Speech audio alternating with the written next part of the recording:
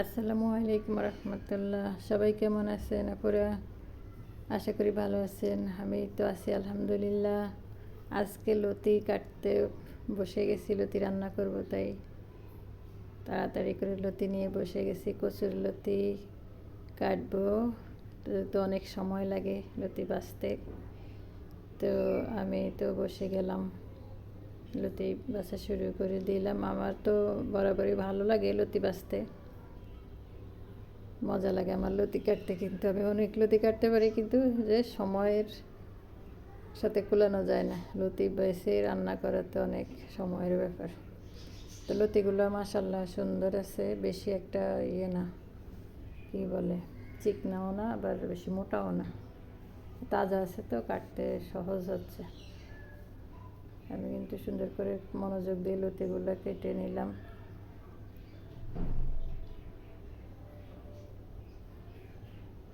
আগে যখন আমার শাশুড়ি ছিল তখন লতি বাজার থেকে নিয়ে আসলাম, আমার শাশুড়ি বলতে, বউ আমার দাও, আমি তোমার লতি বাইছে দিই। এখন তো শাশুড়ি নেই, এখন নিজেরই বাঁচতে হয়, রানতে হয়। যেদিন লতি বাজার থেকে আনে সেদিন টেনশন থাকে যে কখন বাঁচবো আর কখন রান্না করব, সময় মতো তো রান্না করতে হবে।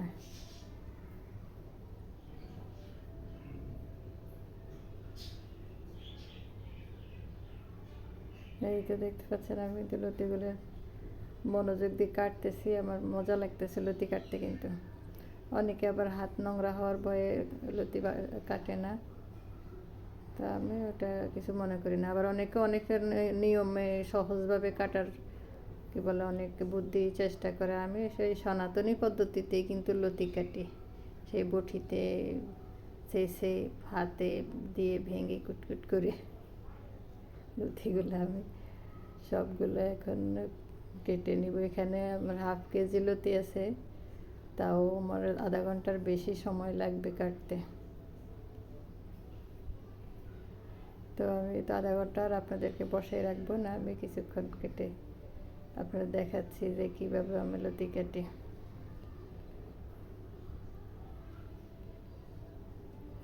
সুন্দর করে লতিগুলো আমি বেছে নিচ্ছি।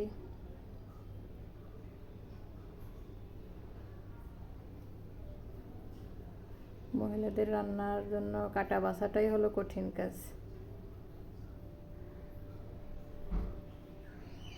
এই তো দেখতে পাচ্ছেন, আমি সবগুলো লতি কেটে নিলাম। মাশাল্লাহ, খুব ভালো লাগতেছে দেখে। লতিগুলা কেটে এখন আমি নিয়ে আসছি, মাছটা পরিষ্কার করে নিব। এটা হলো বড় সাইজের একটা কার্প মাছ নিয়ে আসছিল, তো ওই মাছটার আমি 6 পিস নিছি। মাছগুলো আমি পরিষ্কার করে ধুয়ে নিয়ে আসলাম।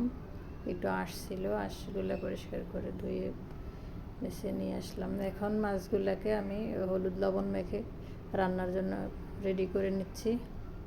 পেঁয়াজ কেটে নিয়ে আসলাম, ফ্রাই প্যানে তেল দিয়ে দিলাম চুলায়। তেল গরম হয়ে গেলে আমি মাছগুলো দিয়ে ভেজে নিব একটু। সব মাছই আমি ভেজে একটু রান্না করি, না ভাজলে কিন্তু ভালো লাগে না মাছ খেতে।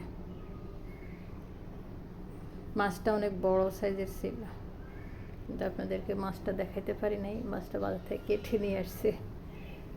এত বড় মাছ কাটার আমার কি বলে ধৈর্য নেই, বলে গুণও নেই, তাই মাছ কেটেই নিয়ে আসছে। 6.5 কেজি ওজন ছিল বললো মাছটা। যাই হোক, মাছটা 1 ফিট হয়ে গেলে আমি অপর ফিট উল্টে দিলাম সবগুলো মাছ।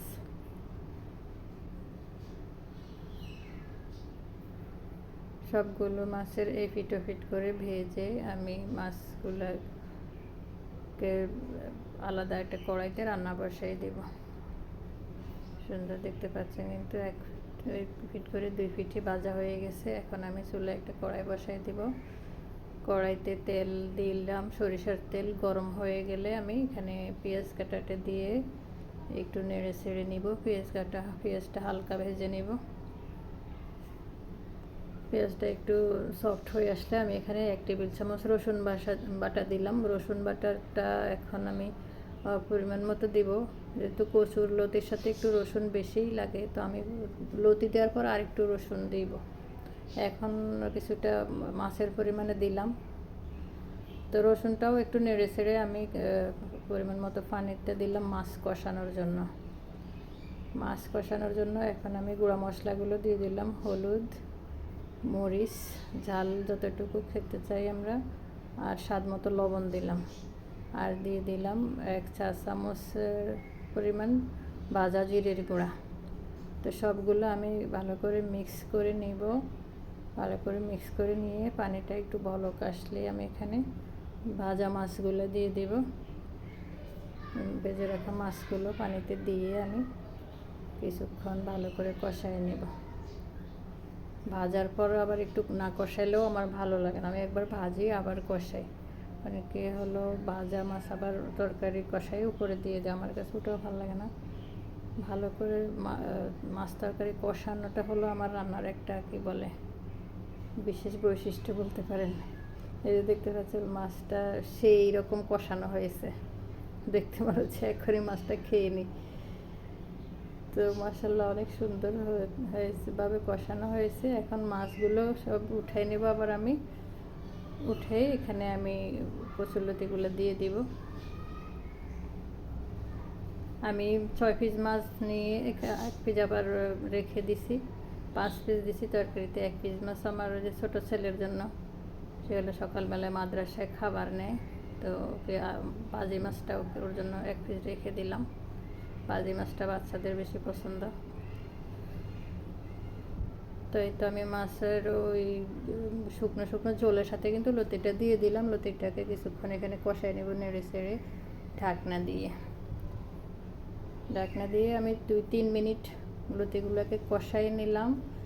এর মধ্যে আমার এইগুলাটা একটু স্কিপ হয়ে গেছে। লতিগুলো কষানোর পরে আমি এখানে পরিমাণ মতো ঝোল দিয়ে দিলাম, আর যে কষানো মাছগুলো দিয়ে দিলাম।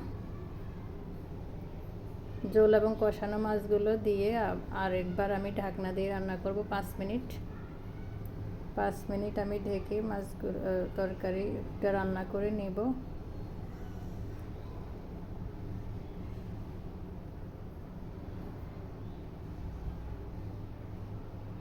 আমি ফিরে আসলাম 4 মিনিট পর আসলাম। তরকারিটা মোটামুটি হয়ে আসছে। আমি এখন এখানে দিয়ে দিব কুচানো ধনেপাতা দিয়ে দিব।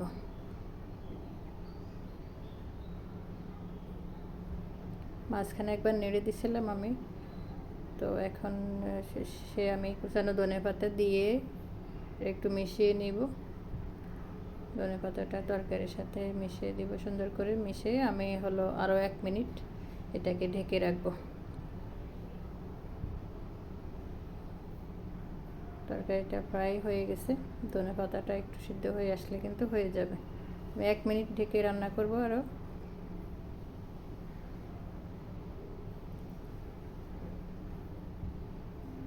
এই তো 1 মিনিট পরে ফিরে আসলাম। দেখতে পাচ্ছেন মাশাআল্লাহ তরকারি রান্না কিন্তু আমার হয়ে গেছে কচুরলতি দিয়ে কার্প মাছ।